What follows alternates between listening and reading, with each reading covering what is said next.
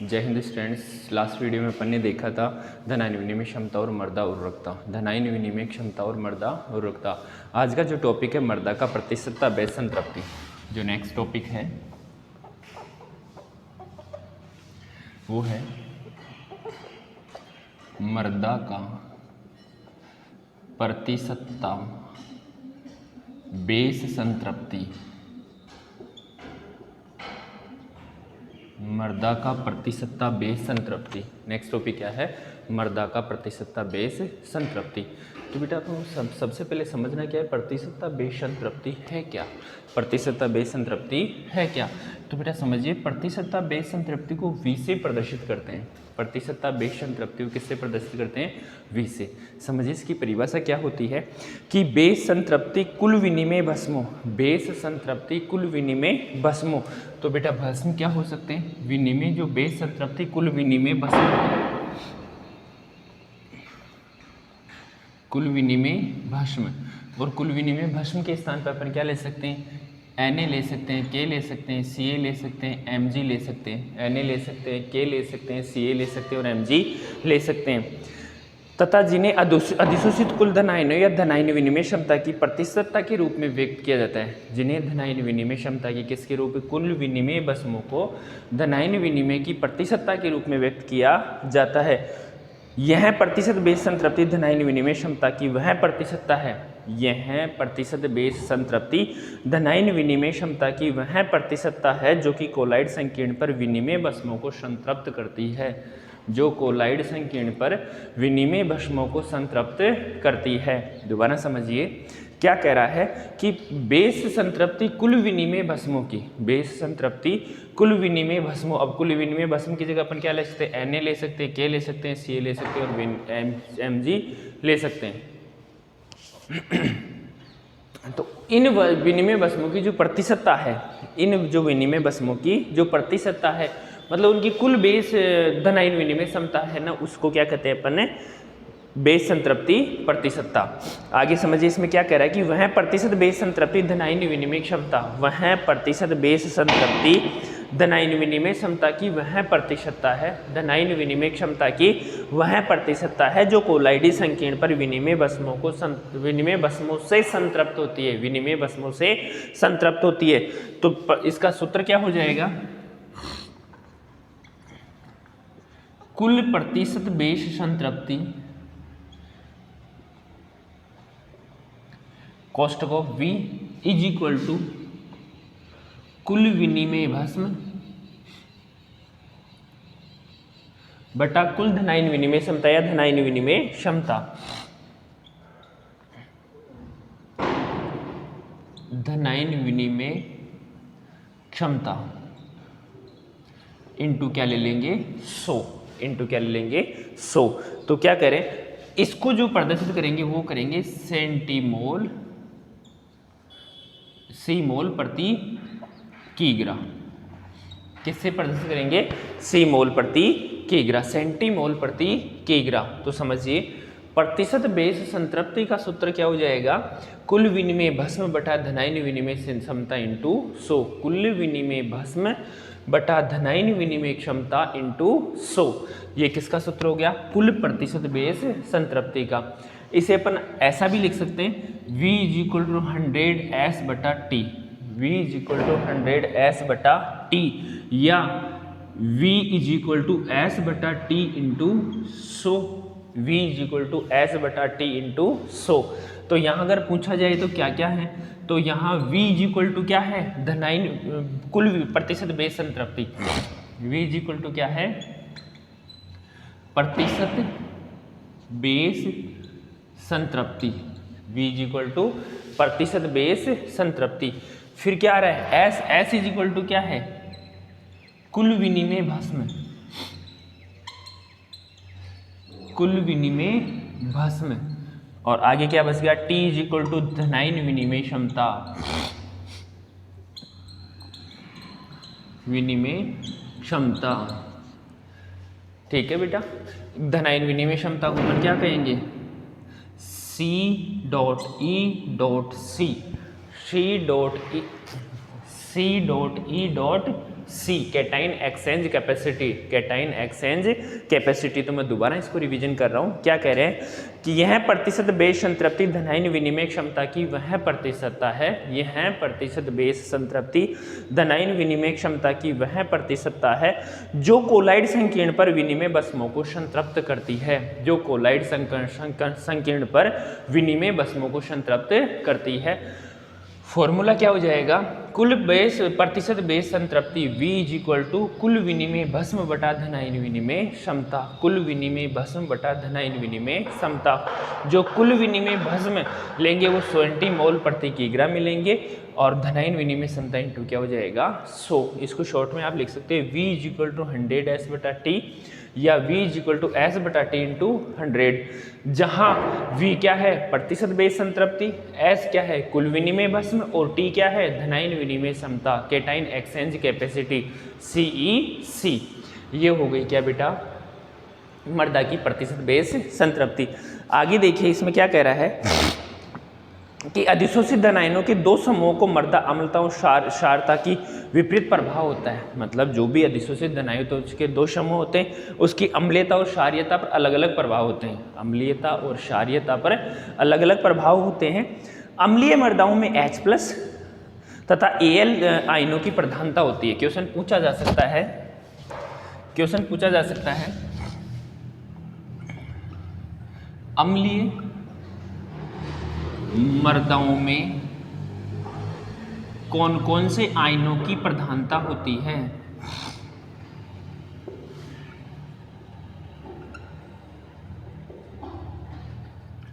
कौन कौन से आयनों की प्रधानता होती है, तो क्वेश्चन का आंसर क्या हो जाएगा H+ व Al, H+ व Al3+ आयनों की प्रधानता होती है, H+ व Al3+ आयनों की प्रधानता होती है। आगे देखिए इन दोनों मर्दा विलयन में H+ आयन सांद्रण बढ़ाते हैं और मर्दा विलयन का सांद्रण कौन बढ़ाते हैं बेटा H+ आयन, मर्दा विलयन का सांद्रण कौन बढ़ाते हैं H+ आयन। आगे देखिए अधिशोषित हाइड्रोजन प्रत्यक्ष रूप से मर्दा विलयन में H+ आयंस के सांद्रण में वृद्धि करते हैं जबकि Al3+ आयंस ऐसा अप्रत्यक्ष रूप से करते हैं। तो क्वेश्चन पूछ ले जाए कि मर्दा ये जो सांद्रण है उसमें वृद्धि प्रत्यक्ष रूप से तो कौन करता है H+ और अप्रत्यक्ष रूप से कौन करता है Al3+। तो क्वेश्चन क्या था कि अम्लीय मर्दाओं में कौन कौन से आयनों की प्रधानता होती है, अम्लीय मर्दाओं में कौन कौन से आयनों की प्रधानता होती है, तो कौन कौन से H+ और Al3+, जिनमें प्रत्यक्ष रूप से सांद्रण कौन बढ़ाता है H+ और अप्रत्यक्ष रूप से सांद्रण कौन बढ़ाता है Al3+। देखिए बेटा इसकी एक रिएक्शन दे रखी है, मैं आपको करवा देता हूं।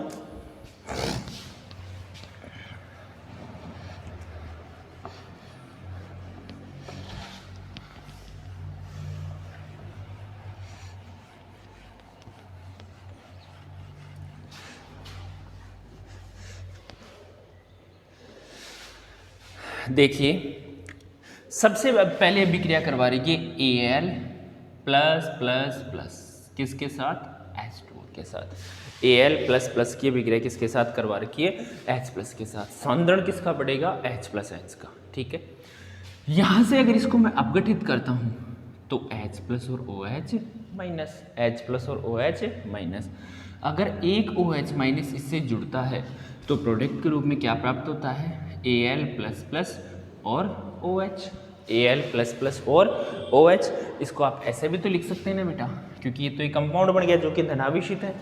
तो क्या लिख सकते हो AlOH++, AlOH++ और किसका सांद्रण बढ़ा H+ आयनों का, किसका सांद्रण बढ़ा H+ आयनों का। दूसरा ये भी कारक हो जाएगा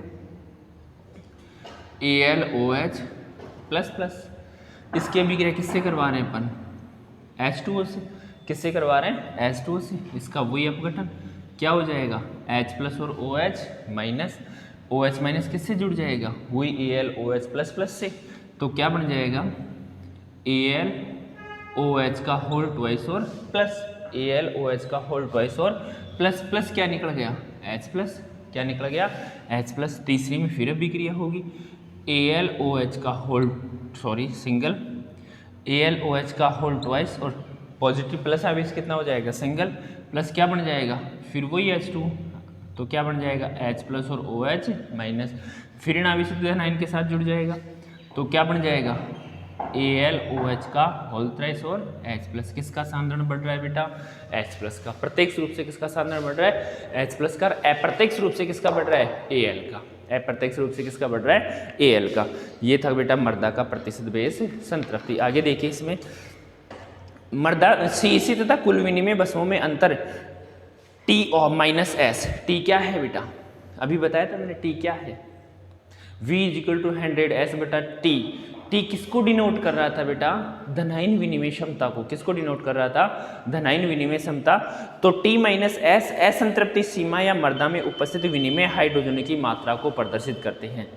आगे देखिए, यदि किसी मर्दा की प्रतिशत बेस संतृप्त 80% है, यदि किसी मर्दा की प्रतिशत बेस संतृप्त 80% है तो इसका अभिप्राय है। क्वेश्चन पूछा जा सकता है कि यदि किसी मर्दा की प्रतिशत बेस संतृप्त 80% है तो इसका अभिप्राय बताइए।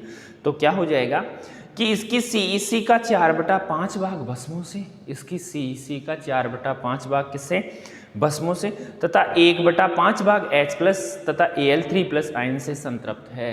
इसकी CEC का 4/5 भाग तो किससे हैं, भस्मों से, और 1/5 भाग H प्लस तथा Al3+ आयन से संतृप्त है। प्रतिशत भस्म संतृप्ति का मर्दा pH पर गहरा संबंध है। प्रतिशत बेस संतृप्ति का मर्दा pH से गहरा संबंध है।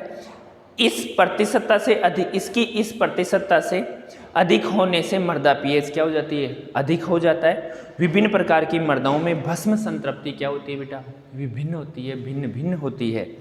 आगे देखिए, उष्ण प्रदेशों की मर्दा में कोलाइडी संकीर्ण पर भाष्मिक धनायन अधिक, वर्षायिकांड नीचे की ओर चला जाता है। मतलब वर्षायिकांड लीचिंग प्रक्रम होगा, लीचिंग प्रक्रम से क्या हो जाए, भस्म नीचे की ओर चले जाते हैं, जिससे कोलाइडी संकीर्ण पर H+ आयन अधिशोषित हो जाते हैं और मर्दा का pH क्या हो जाता है, कम हो जाता है। शुष्क प्रदेशों की मर्दाओं में कोलाइडी संकीर्ण भास्मिक आयनों से संतृप्त होता है। किससे होता है, भास्मिक आयनों से संतृप्त होता है। इसका कारण इसकी pH अधिक होती है और वे मर्दा जिनके कोलाइडी संकीर्ण पर कौन सा बेटा, कैल्शियम Ca++ आयन से परिपूर्ण होते हैं, भस्म संतृप्त मर्दा कहलाते। क्वेश्चन पूछा जा सकता है भस्म संतृप्त मर्दा व भस्म असंतृप्त मर्दा को परिभाषित कीजिए। तो जिस पर Ca++ आयन परिपूर्ण हो वो तो भस्म संतृप्त मर्दा, और जिस पर Ca++ आयन परिपूर्ण नहीं हो वो कौन सी, भस्म असंतृप्त मर्दा कहलाती है। देखिए, यह कृषि के लिए उपयुक्त होती है। जब इस संतृप्त मात्रा में कमी आ जाती है तो उसे क्या कहते हैं, भस्म असंतृप्त मर्दा कहते हैं। आगे देखिए, आयन विनिमय का महत्व है। पहला है पौधों को पोषक तत्व जिससे कैल्शियम, मैग्नीशियम, पोटेशियम तथा फास्फोरस आदि की प्राप्यता एवं अप्राप्यता को क्या करता है, प्रभावित करता है। दूसरा, यह कोलाइडी क्ले पर उपयुक्त प्रकार के धनायन प्रदान करता है। कोलाइडी क्ले पर उपयुक्त प्रकार के धनायन प्रदान करके मर्दा संरचना को नियंत्रित करता है, मर्दा संरचना को नियंत्रित करता है तथा स्थायी संरचना के लिए उत्तरदायी होता है, स्थायी संरचना के लिए उत्तरदायी होता है। यह मर्दा निर्माण के प्रक्रमों जैसे क्ले खनिजों का विकास, क्षेत्रीय और अंतःक्षेत्रीय मर्दाओं के निर्माण को नियंत्रित करता है। यह अम्लीय एवं क्षारीय मर्दाओं के सुधार में महत्वपूर्ण कार्य करता है। अम्लीय एवं क्षारीय मर्दाओं के सुधार में महत्वपूर्ण कार्य करता है। यह उर्वरकों को प्रभावता उर्वरक प्रयोग को भी क्या करता है बेटा, प्रभावित करता है। इस प्रकार अपना जो आयन विनिमय लेसन संख्या 4 था वो कंप्लीट हो गया। आगे आपको इसको क्वेश्चन आंसर वगैरह आपको देखने हैं। Okay students.